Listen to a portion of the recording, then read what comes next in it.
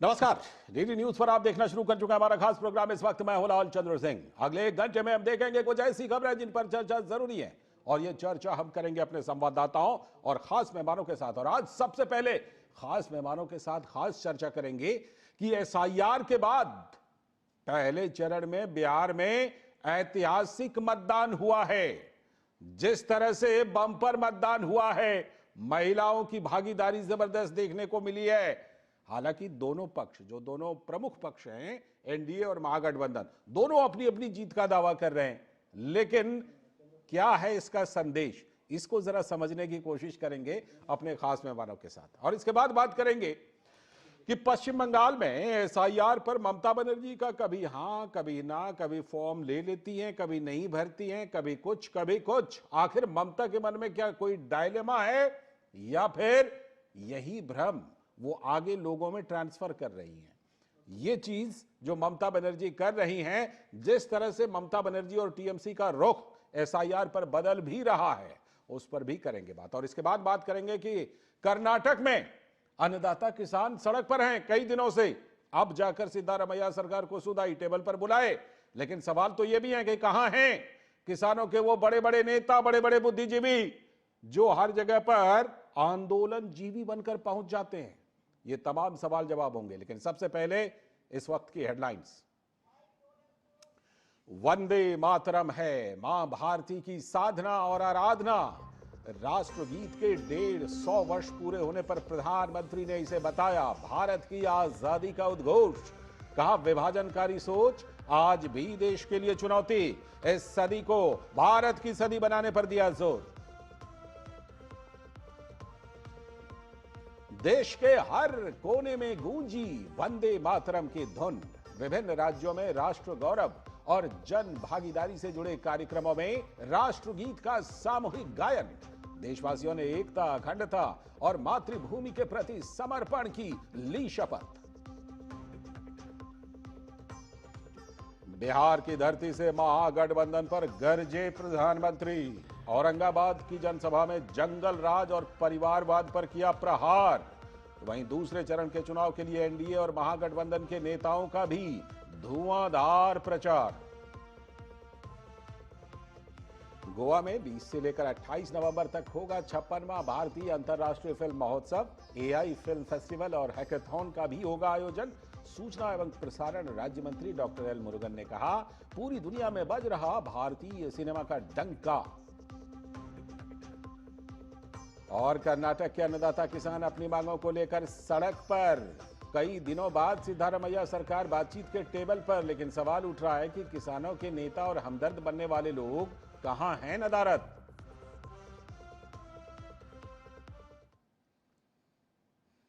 ये नहीं इस वक्त की हेडलाइंस। अब देखते हैं खबरों को विस्तार से। और आज सबसे पहले हम बात करने वाले हैं कि एसआईआर के बाद जो बिहार में बम्पर वोटिंग हुई है, उसका क्या मैसेज है और हर दल किस तरह से अपनी अपनी जीत का दावा कर रहा है।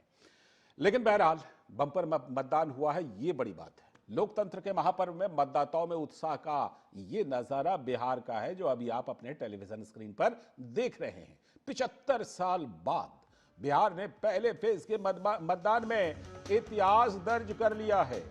चुनाव आयोग ने एसआईआर के बाद स्वच्छ मतदाता सूची को इसे श्रेय दिया है। इस तरह के मतदान को, बम्पर मतदान को, लगभग 65% बम्पर वोट को हर दल अपनी जीत को पक्का बता रहा है, कह रहा है कि उनके पक्ष में पड़ा है। लेकिन मुख्यमंत्री नीतीश कुमार ने इस अप्रत्याशित टर्नआउट के लिए लोगों को धन्यवाद दिया और उन्होंने प्रसन्नता भी व्यक्त की। ट्वीट के जरिए आप देख ही रहे हैं सोशल मीडिया प्लेटफॉर्म एक्स पर। तेजस्वी यादव भी इसे सत्ता विरोधी लहर मान रहे हैं और महागठबंधन की जीत वो बता रहे हैं इसे कि ये तो महागठबंधन के पक्ष में है। वहीं उप मुख्यमंत्री सम्राट चौधरी ने बम्पर वोटिंग का फायदा एनडीए को मिलता हुआ बताया और कहा कि ये जो 121 सीटों पर मतदान हुआ है पहले चरण में, उसमें एनडीए 100 सीटें जीत जाएगी, ये दावा उन्होंने किया। उधर तीसरे खिलाड़ी जनसुराज के नेता प्रशांत किशोर भी कह रहे हैं कि 14 नवंबर को तो इतिहास लिखा जाएगा। लेकिन ये तो ही इन नेताओं की बात। अब जरा एक दूसरे नेता की बात देखिए कि वो बिल्कुल अलग रुख ले रहे हैं। राहुल गांधी इस बम्पर पोलिंग को बीजेपी की वोट चोरी बता रहे हैं। और इतना ही नहीं, बात सिर्फ राहुल गांधी की नहीं है, प्रियंका गांधी वाड्रा भी राहुल गांधी की बात को ही जनसभा में उठा भी रही हैं। यानी कि कांग्रेस पार्टी को इस ऐतिहासिक मतदान में भी वोट चोरी दिख रही है क्या? तो बीजेपी ने राहुल गांधी के मिथ्या प्रचार को आड़े हाथों लिया। बीजेपी का आरोप है कि राहुल गांधी जेन जी को उकसा रहे हैं, बिहार में बम्पर पोलिंग को चुनाव आयोग की साजिश बता रहे हैं। यह जनादेश का अपमान है। वहीं नीतीश कुमार कह रहे हैं कि बिहार में वोटर टर्नआउट का संदेश यह है कि अब समय है बिहार को सबसे ज्यादा विकसित राज्यों की श्रेणी में शामिल करने का। तो क्या बिहार में यह ऐतिहासिक मतदान विकास का समर्थन था? लेकिन विपक्ष का आरोप था कि एसआईआर में 65 लाख वोटर्स के नाम काट दिए गए, लेकिन किसी भी बूथ पर किसी के नाम नहीं कटने की शिकायत आई। किसी ने शिकायत नहीं की। पहले चरण में साल 2020 की तुलना में 56 लाख ज्यादा वोट पड़े हैं, यानी पिछले मतदान से 10% ज्यादा। हर वर्ग के लोग अपने अपने पोलिंग बूथ पर अपनी अपनी बारी का इंतजार कर रहे थे। लंबी लंबी लाइन थी। युवाओं में, पहले फर्स्ट टाइम वोटर्स में जोश तो देखते ही बन रहा था। महिलाओं में भी देखिए खड़ी हैं अभी, मतलब उस समय खड़ी थी पंक्तियों में, आप अभी टेलीविजन स्क्रीन पर देख रहे हैं। युवाओं का कहना है कि जाति नहीं विकास के मुद्दे पर वोट करने के लिए आए थे वो। तो वहीं लंबी लंबी कतारों में महिला वोटर्स की मौजूदगी भी बिहार में ये बताने के लिए काफी है कि आधी आबादी का फैसला बिहार के परिणाम में कितना निर्णायक हो सकता है 14 तारीख को। महिला वोटर्स इस दौर में खुद निर्णय लेती हैं और बेहतर भविष्य को लेकर ज्यादा उत्साहित भी हैं। तो मतदान के प्रतिशत में महिलाओं की लगभग 100% भागीदारी, ये एक नए दौर का आगाज है। ये दौर महिला उद्यमशीलता को मुख्य धारा में लाकर उसकी पहचान को स्थापित करने का है। तो नतीजा पोलिंग बूथ पर उमड़ी भीड़ से भी देखा जा सकता है, समझा जा सकता है। जानकार बता रहे हैं कि पीएम मोदी का लोगों से सीधा संवाद और विकास कार्य लोगों के दिलों में उतर आया है। बिहार में पीएम मोदी के खिलाफ किसी दूषित बोल को लोग बर्दाश्त नहीं कर पाएंगे। महागठबंधन में नेता सीधे पीएम मोदी और नीतीश कुमार पर निशाना साध रहे थे, अपशब्द भी कह रहे थे। नीतीश कुमार के अस्वस्थ होने की बेबुनियाद आरोप लगातार तेजस्वी यादव लगा रहे थे, लेकिन खराब मौसम में भी जब तेजस्वी और कांग्रेस के स्टार प्रचारक हेलीकॉप्टर के कारण स्थगित कर रहे थे, तो नीतीश कुमार उस समय भी खराब मौसम में पैदल चलकर लोगों के बीच पहुंच रहे थे। तो सीएम नीतीश कुमार ने सारे मिथ को तोड़ दिया था। तो लोगों ने अपनी प्रतिक्रिया उनको वोट से शायद दी है। संगठन, जनसंपर्क, विकास और जनसंवाद से चुनाव जीते जाते हैं। कांग्रेस इस मूल तत्व पर काम करने के बजाय अगर अपनी हार का ठीकरा चुनाव आयोग पर फोड़ती है और चुनाव आयुक्त को गाली देती रहती है, तो समझा जाएगा कि उनका लोकतंत्र में शायद कोई आस्था नहीं है। वो सिर्फ अपने फैमिली बिजनेस की लड़ाई लड़ रहे हैं, उसी को बचाने की कोशिश कर रहे हैं।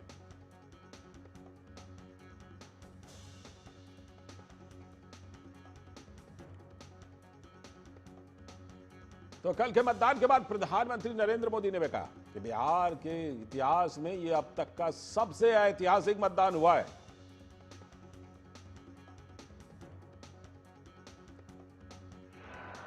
बिहार ने पहले चरण का मतदान किया है और वाकई बिहार के लोगों ने अब तक के सारे रिकॉर्ड तोड़ दिए हैं। बिहार के इतिहास का अब तक का सबसे अधिक मतदान हुआ है और इसमें हमारी माताएं बहनें सुबह से कतार लगा करके खड़ी हो गई और उन्होंने तो सारे रिकॉर्ड तोड़ दिए हैं। पहले चरण में करीब 65% वोटिंग हुई है। ये दिखाता है कि एनडीए सरकार की वापसी का मोर्चा खुद बिहार की जनता ने संभाला हुआ है, बिहार के नौजवानों ने संभाला है, बिहार की माताओं बहनों ने संभाला है, बिहार के किसान भाइयों ने संभाला है। साथियों, पहले चरण के मतदान से ये स्पष्ट है, बिहार के लोग अब किसी भी कीमत पर जंगल राज को लौटने देना नहीं चाहते। तो ये जो बम्पर वोटिंग हुई है, इस पर आरजेडी के नेता तेजस्वी यादव ने भी कहा कि जनता ने बम्पर वोटिंग के जरिए महागठबंधन की जीत पर मुहर लगाने का काम किया है। आप सब लोगों को दिल से हम धन्यवाद देना चाहते हैं कि आज पहले चरण का मतदान जो है खत्म हुआ, बम्पर वोटिंग आप लोगों ने किया है और आज मैं कह सकता हूं कि आप लोगों ने महागठबंधन के जीत पर जो है मुहर लगाने का काम किया है। लेकिन राहुल गांधी, उनका तो एक अलग ही लाइन है। उन्होंने कहा कि बीजेपी और चुनाव आयोग ने मिलकर हरियाणा का चुनाव जीता। बात बिहार की हो रही है, हरियाणा के बारे में बोल रहे हैं। कल दिल्ली में मैंने एक प्रेस कॉन्फ्रेंस किया हरियाणा की वोट चोरी के बारे में। उसमें सबूत देकर हमने दिखाया कि बीजेपी ने नरेंद्र मोदी, अमित शाह, इलेक्शन कमीशन, इन सब ने मिलकर हिंदुस्तान के संविधान पर आक्रमण किया। हमने प्रेस कॉन्फ्रेंस में साफ दिखाया कि हरियाणा का चुनाव वोट चोरी करके जीता गया। बीजेपी चुनाव हार रही थी, चोरी करके बीजेपी ने चुनाव जीता है।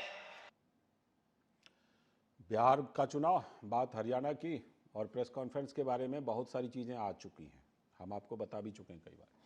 बहरहाल, भाजपा के राष्ट्रीय अध्यक्ष जेपी नड्डा ने कहा है कि बिहार में आरजेडी और कांग्रेस की हार तय है। बिहार में कांग्रेस आरजेडी को करारी हार तय है। राहुल गांधी भी जहां भी जा रहे हैं वहां महागठबंधन को नुकसान हो रहा है। मुझे तो ऐसा भी सुनने में आया है कि महागठबंधन के उम्मीदवार भी राहुल गांधी की रैली कराने से कतरा रहे हैं, मना कर रहे हैं।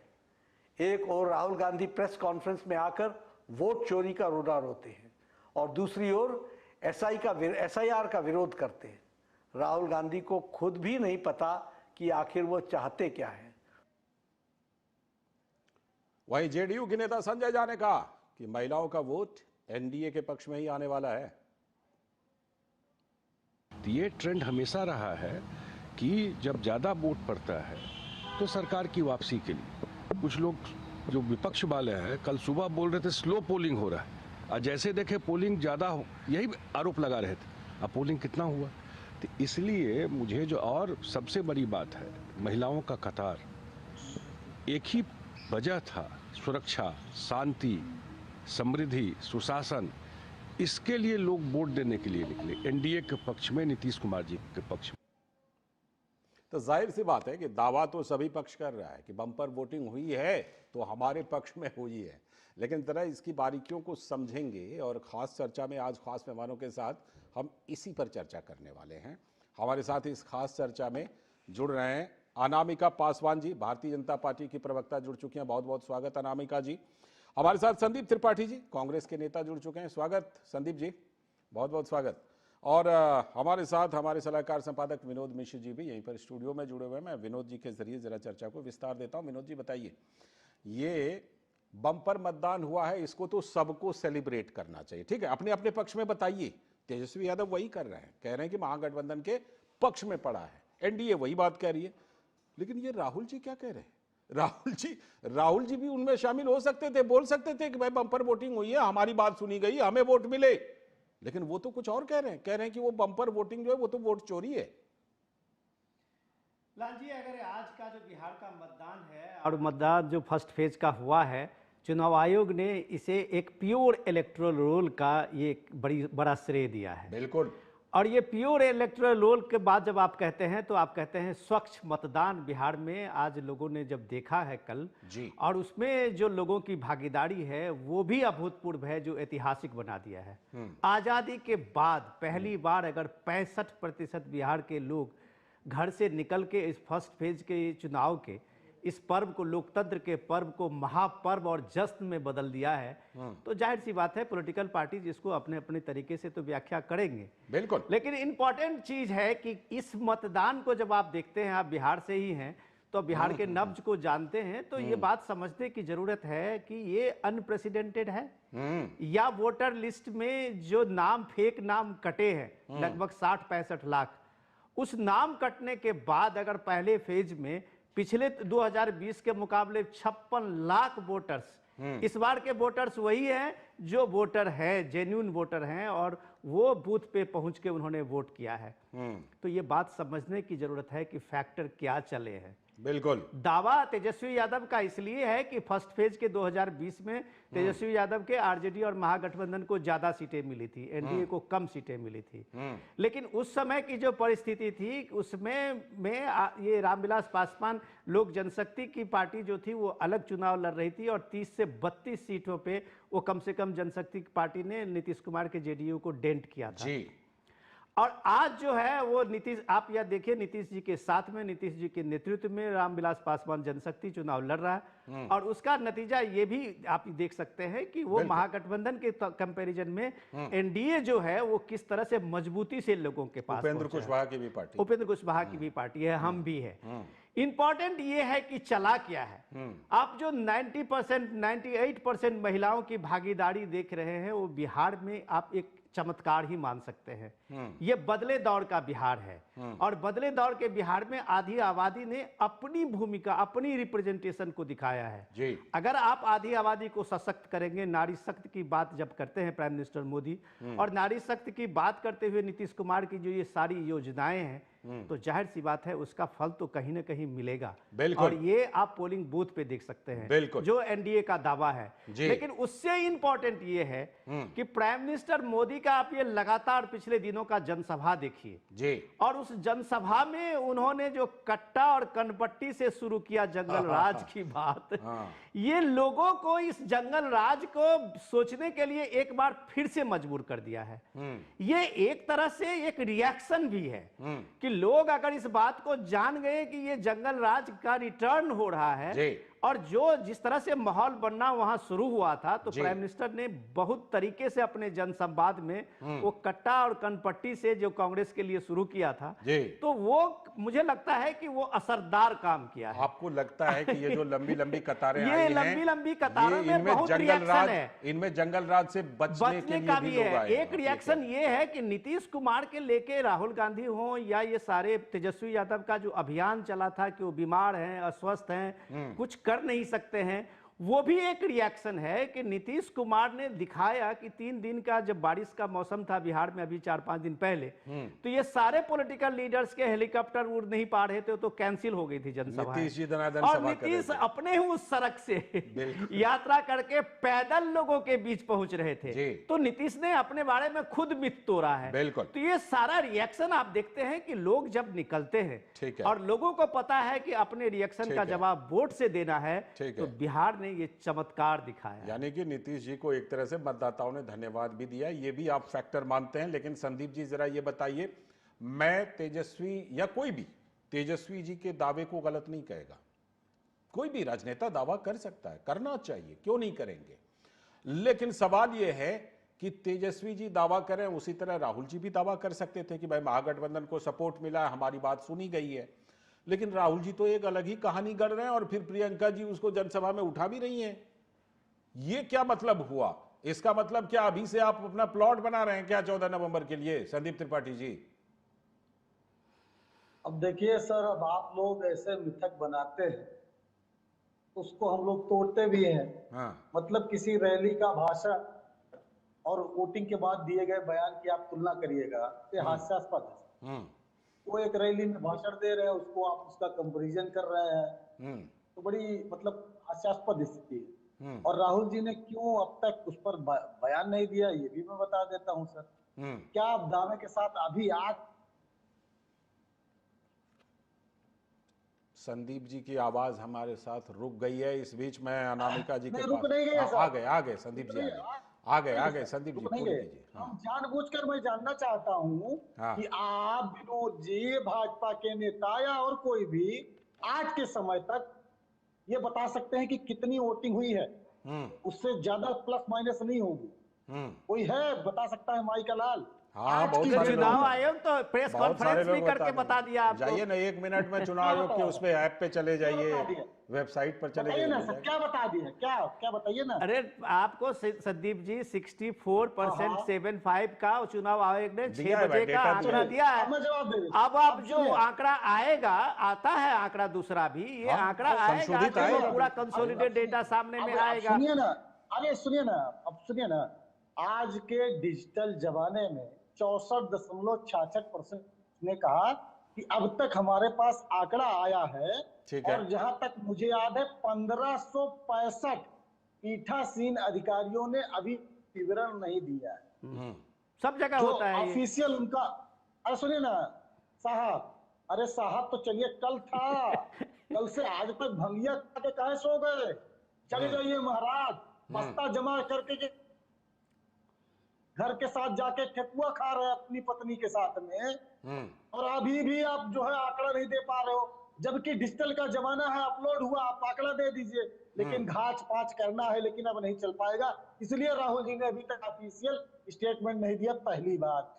दूसरी बात, अभी बात आई कि महिलाओं ने वोट दिया मोदी जी को, और जमकर दिया, वही मोदी जी को जो कि यशोदा बहन कहाँ चली गई उनके लिए देंगे। फिर आप आगे अपने पति को बुलाने के लिए दिया सर। अरे नहीं, कोई ये शोभा नहीं देता आपको महाराज। पलायन करके सर, सुन तो लीजिए, हमको बहुत, हमारे यहाँ से समाज में जो इस तरीके के व्यक्ति होते हैं बहुत हेय दृष्टि देखा जाता है।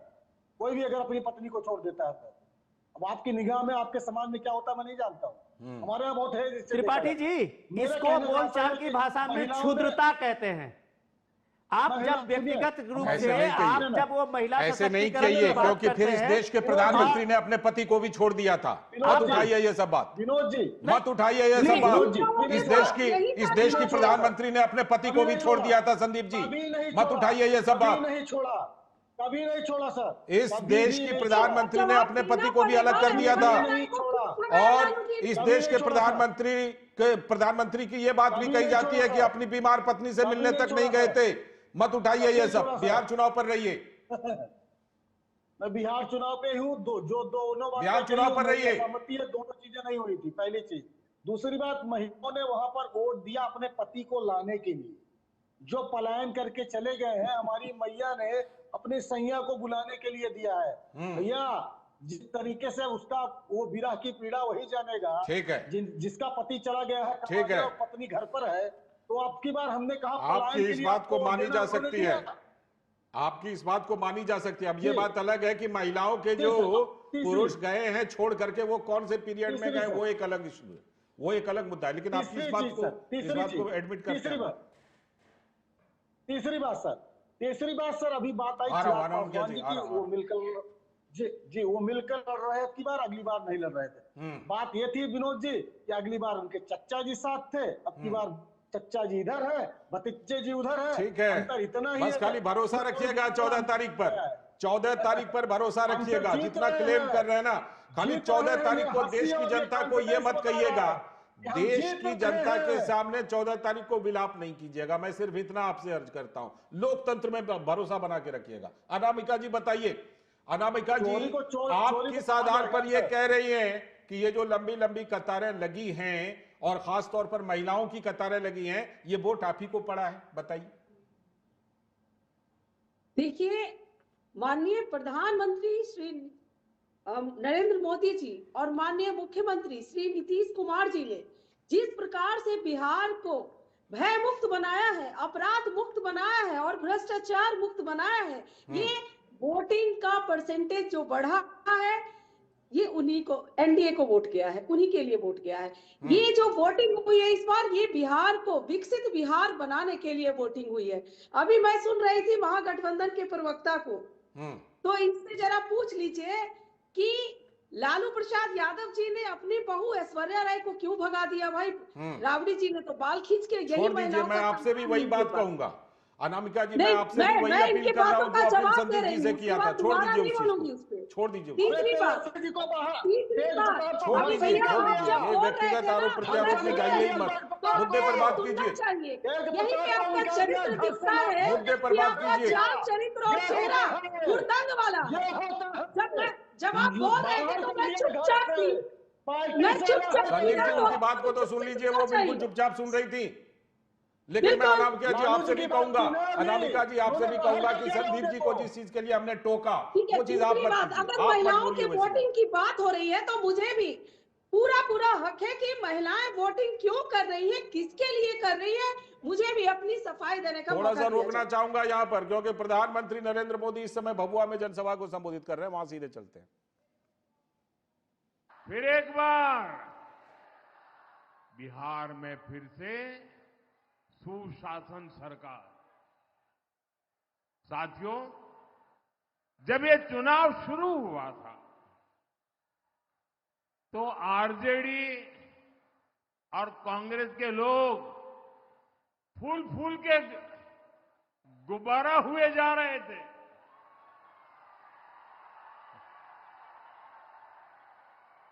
और आरजेडी और कांग्रेस के नामदार आसमान पर पहुंच चुके थे। लेकिन चुनाव प्रचार के दौरान आरजेडी कांग्रेस के गुब्बारे की हवा निकलनी शुरू हो गई और कल पहले चरण के बाद इनका गुब्बारा पूरी तरह फूट गया है। अब तो आरजेडी कांग्रेस का इकोसिस्टम, उनके समर्थक भी कह रहे हैं फिर एक बार।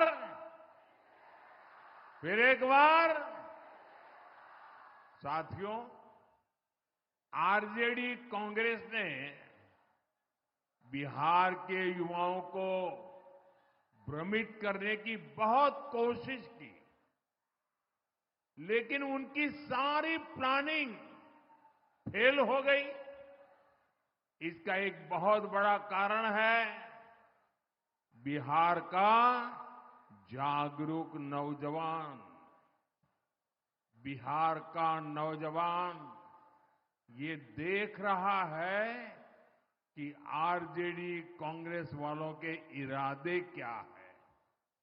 साथियों, जंगल राज के युवराज से जब भी पूछा जाता है कि जो बड़े बड़े झूठ उन्होंने बोले हैं वो पूरे कैसे करेंगे, तो वो कहते हैं उनके पास प्लान है।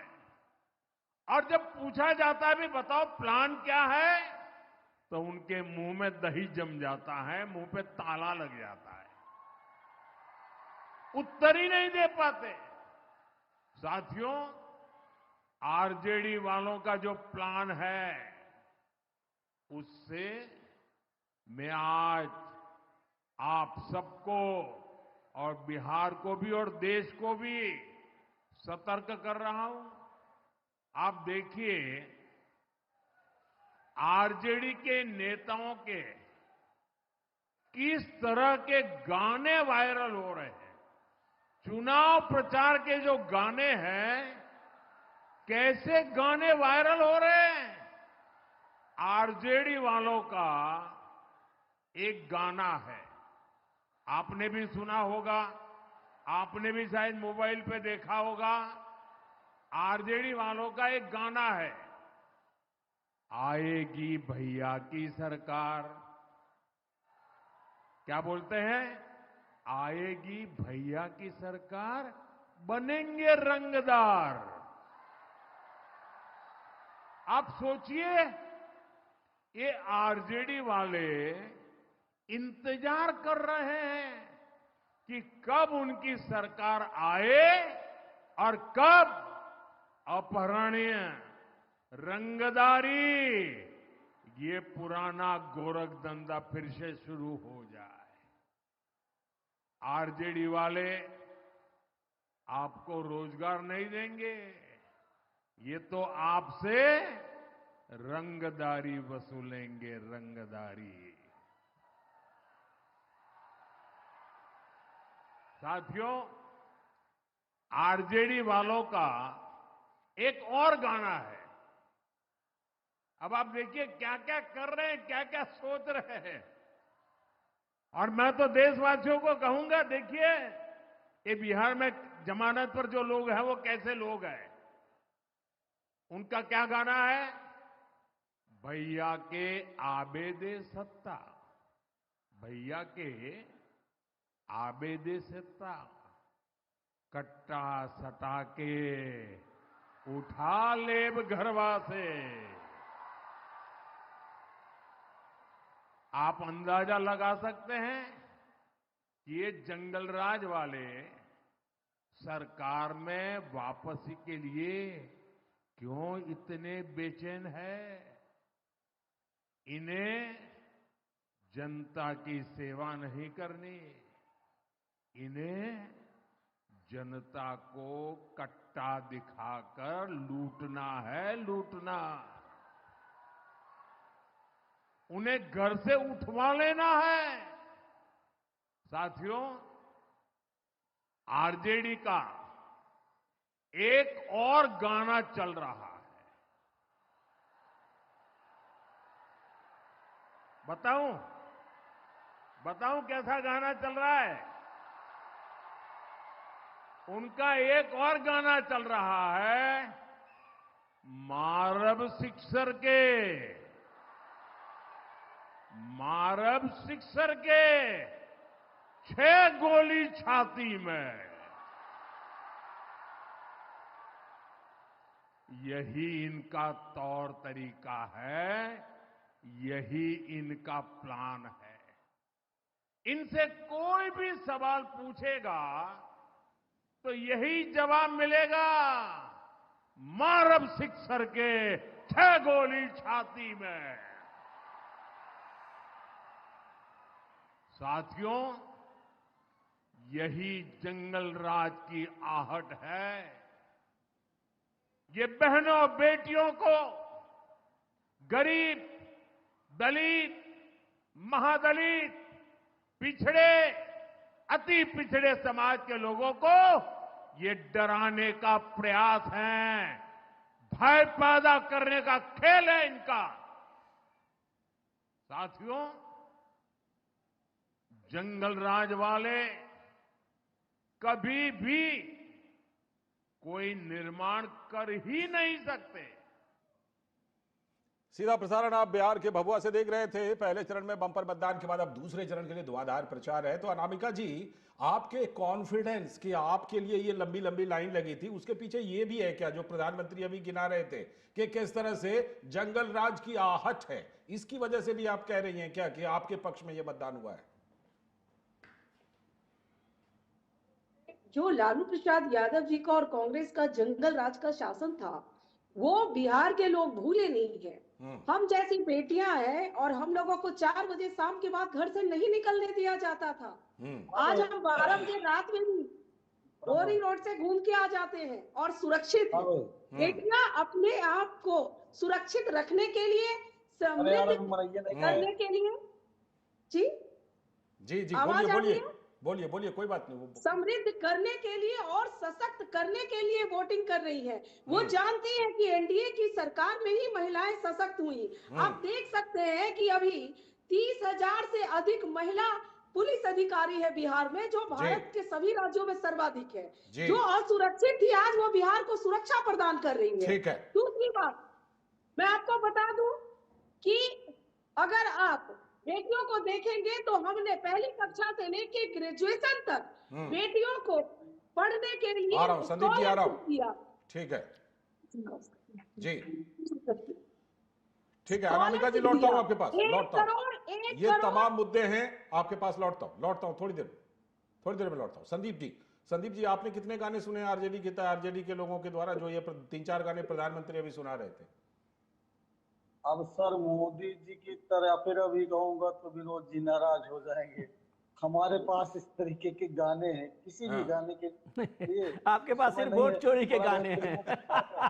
फिल्मों को सर देख लेते हैं। अच्छा, मैं आपको सवाल दे रहा हूँ संदीप जी, मैं आपको सवाल दे रहा हूँ, बढ़िया सवाल दे रहा हूँ, तड़कता भड़कता सवाल दे रहा हूँ। अरे मेरी बात अरे सुनिए ना, वो गाने को छोड़ दीजिए, मैं आपको सवाल दे रहा हूँ। सुनिए, मैं आपको जस्ट सवाल दे रहा हूँ, आप सुनिए ना, मुझे आपने टोका तब इसलिए मैं बोल रहा हूँ, आपको मैं सवाल दे रहा हूँ। अब गाने को छोड़ दीजिए। सवाल है कि बीच इलेक्शन में राहुल गांधी अभी हैं, प्रियंका जी भी हैं, और अब आप सोचिए कल प्रियंका जी की भाषा, वो चीफ इलेक्शन कमिश्नर को किस तरह से पूरे सभा में गाली दे रहे। आप राहुल गांधी पूरे के पूरा अपना चुनाव प्रचार इलेक्शन कमीशन के खिलाफ कर रहे हैं।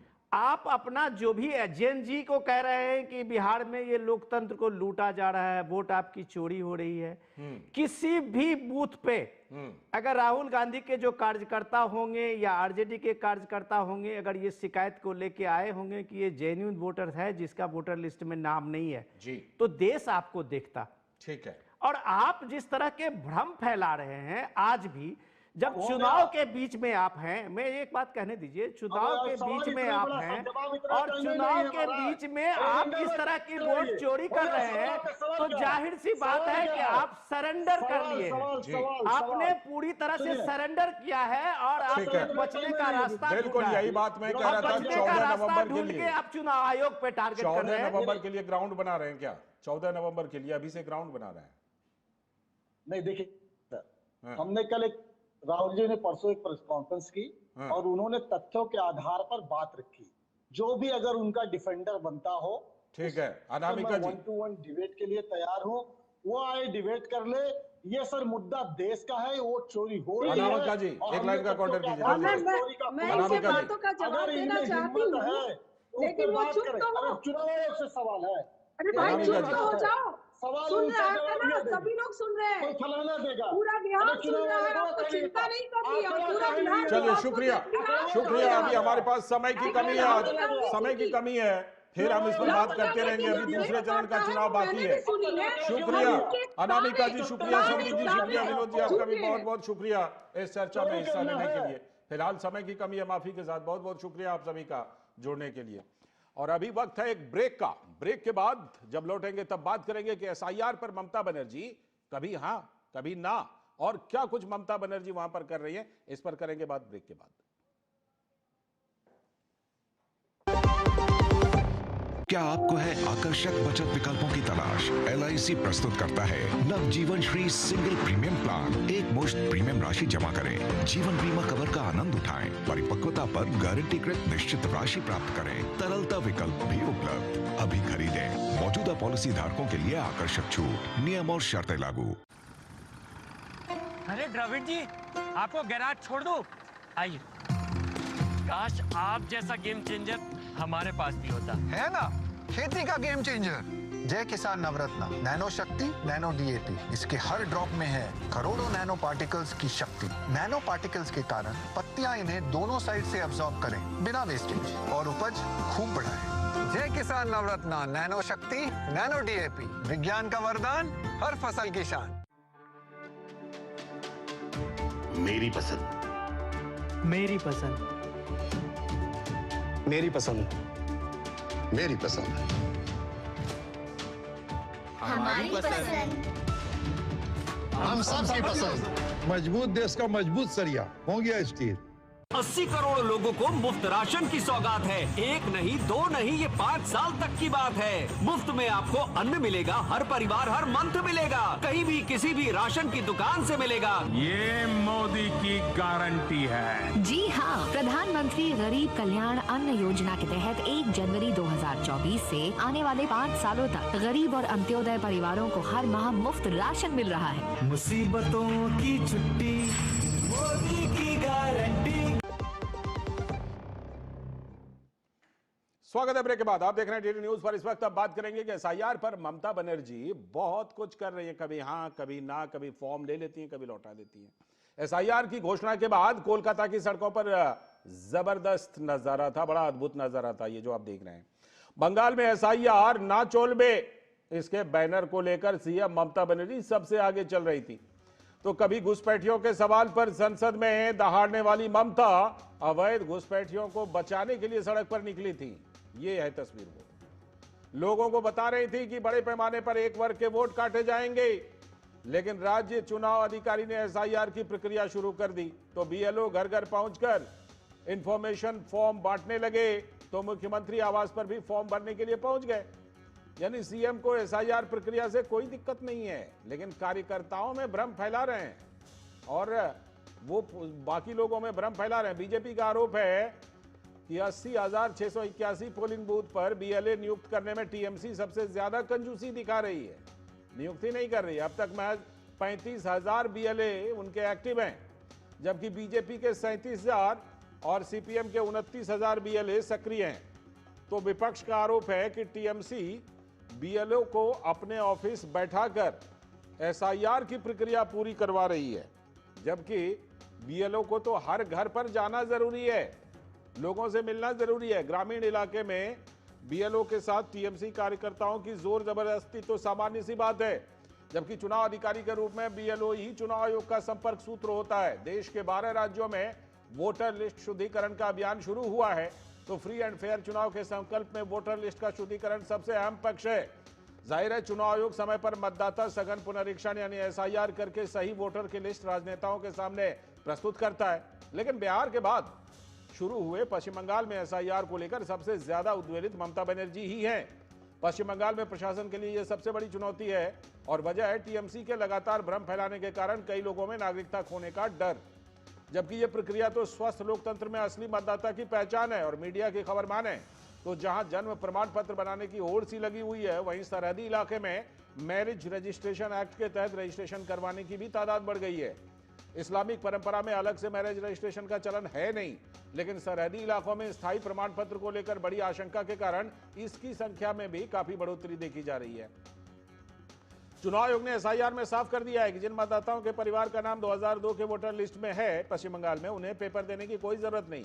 तो जाहिर है कि 23 साल बाद हो रहे इस एसआईआर की प्रक्रिया में लाखों मृतकों के नाम हटाए जाने हैं, जबकि लाखों नए वोटर्स के नाम जुड़ने भी हैं। लेकिन पश्चिम बंगाल में टीएमसी इसे चुनावी मुद्दा बनाकर अन्य मुद्दे को पीछे छोड़ना चाहती है और कहीं ना कहीं एंटी इनकम्बेंसी को काउंटर भी करना चाहती है। जबकि बिहार में देखिए इसका कितना अच्छा नतीजा एसआईआर का आया है। तो पश्चिम बंगाल की मुख्यमंत्री ममता बनर्जी इस पूरे मुद्दे पर क्या कुछ कह रही हैं, क्या कुछ कर रही हैं, सुनिए उनको। कितना दिया था आधार कार्ड करने के लिए? বল কাউন্সিলর বল বাবাই বল, हाँ 1000 টাকা और आदमी का पास से 1000 करके छुपाया, तो हम क्या बोलेगा? चोरी किया? चोर को जवाब देना बोलो। अगर तुम जनता का पास से 1000 करके आधार कार्ड बनाने के लिए लिया, तो तुम क्यों अभी कहते हैं Aadhaar card no Aadhaar for voter list, no Aadhaar for ration card, लेकिन बैंक में जब आप अकाउंट करने जाता है तो आधार लिंक चाहते हैं।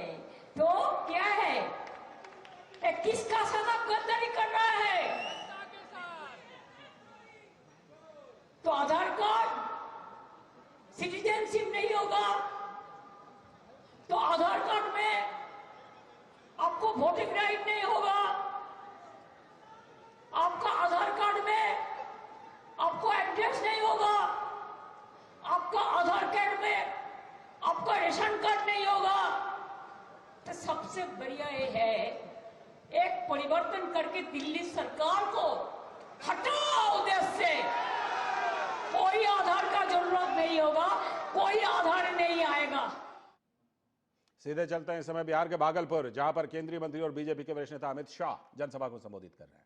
में अनाज दिया, 5 किलो अनाज प्रति व्यक्ति, किसान सम्मान निधि, 87 लाख किसानों को 6,000 रुपया मिल रहा है, अब 9,000 होने वाला है, 44 लाख घर गरीबों को दिए, नए 50 लाख घर अगले 5 साल में हम गरीबों को देने वाले हैं।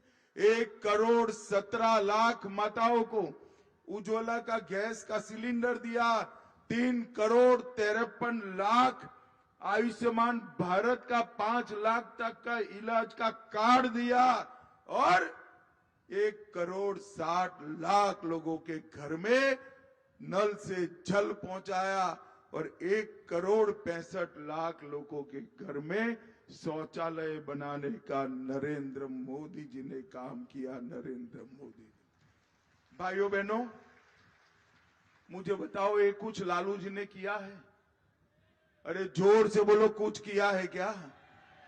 लालू जी केवल और केवल अपने बेटे को मुख्यमंत्री बनाना चाहते हैं और सोनिया जी अपने बेटे को प्रधानमंत्री बनाना चाहते हैं। मगर मैं आज इस पवित्र धरती पर कहकर जाता हूं, ना लालू जी का बेटा मुख्यमंत्री बनेगा, ना सोनिया जी का बेटा प्रधानमंत्री बनेगा। पटना में बिहार के सीएम का कुर्सी खाली नहीं है और दिल्ली में भारत के पीएम का भी कुर्सी खाली नहीं। पटना में नीतीश कुमार जी बैठे हैं और दिल्ली में नरेंद्र मोदी जी बैठे हैं। मोदी जी।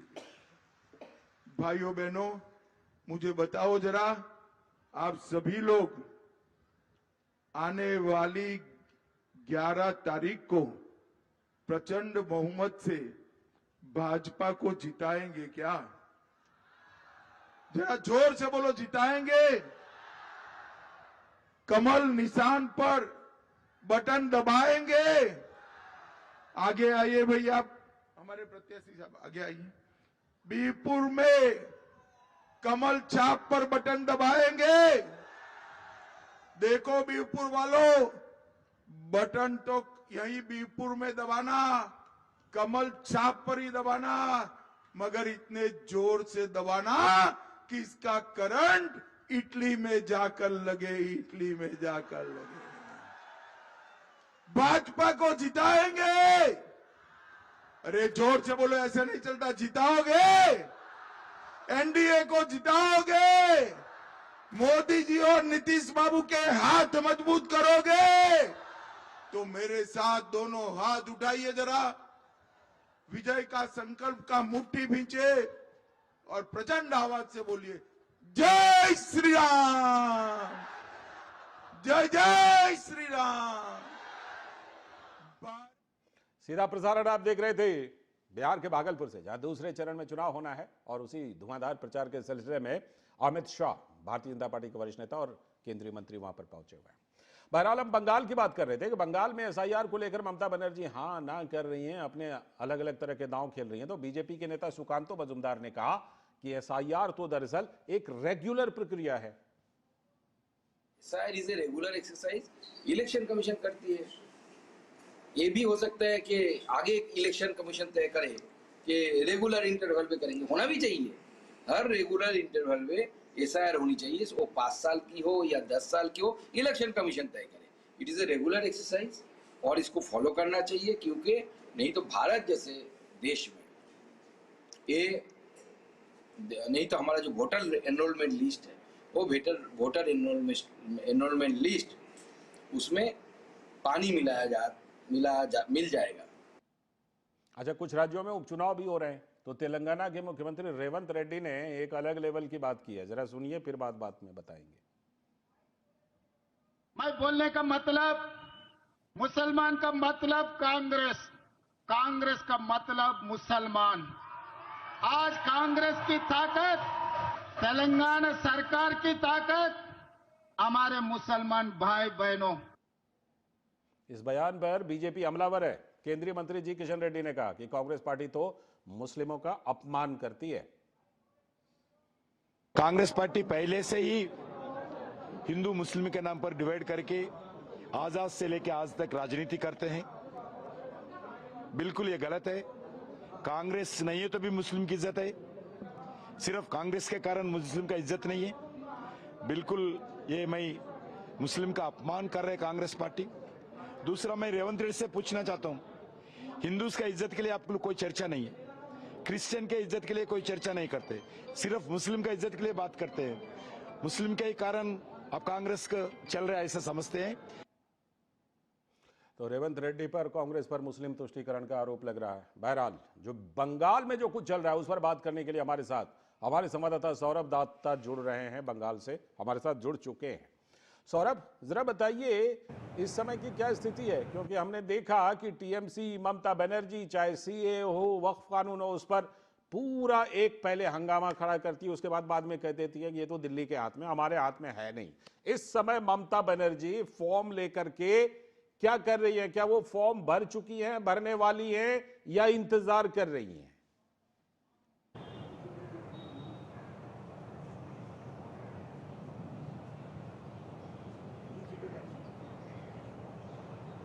सौरभ, आपको हमारी आवाज आ रही है क्या?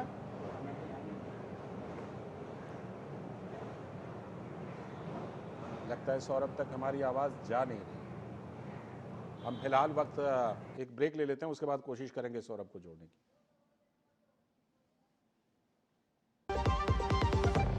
क्या आपको है आकर्षक बचत विकल्पों की तलाश? LIC प्रस्तुत करता है नवजीवन श्री सिंगल प्रीमियम प्लान। एक मुश्त प्रीमियम राशि जमा करें, जीवन बीमा कवर का आनंद उठाएं, परिपक्वता पर गारंटीकृत निश्चित राशि प्राप्त करें, तरलता विकल्प भी उपलब्ध। अभी खरीदें। मौजूदा पॉलिसी धारकों के लिए आकर्षक छूट, नियम और शर्तें लागू। जब धरती चीर कर निकलता है लोहे का पत्थर और मिलता है मोंगिया के जोश से, फिर तपता है, पिघलता है और बनता है फौलाद। अब होता है सरिया सारी खूबियों के साथ। मोंगिया स्टील, मजबूत देश का मजबूत सरिया। कौन है जो जोड़े देश को? विकसित भारत का विकसित भारत।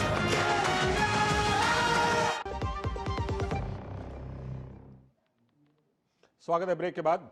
डीडी न्यूज पर आप देख रहे हैं इस वक्त। जैसा कि ब्रेक पर जाने से पहले हमने बात की थी कि पश्चिम बंगाल में ममता बनर्जी लगातार जो भ्रम फैलाने का काम है, SIR का विरोध करने का काम है, वो कर रही है। लेकिन हमने लगातार देखा है कि टीएमसी धीरे धीरे SIR को लेकर अपने स्टैंड को सॉफ्ट भी कर रही है, जैसा कि हमने देखा था इससे पहले भी, चाहे CA रहा हो, चाहे वक्फ कानून रहा हो। तो बहरहाल इस पर हम आगे बात करते रहेंगे। फिलहाल आज के इस वक्त में इतना ही। पूरी टीम को दीजिए अनुमति। नमस्कार।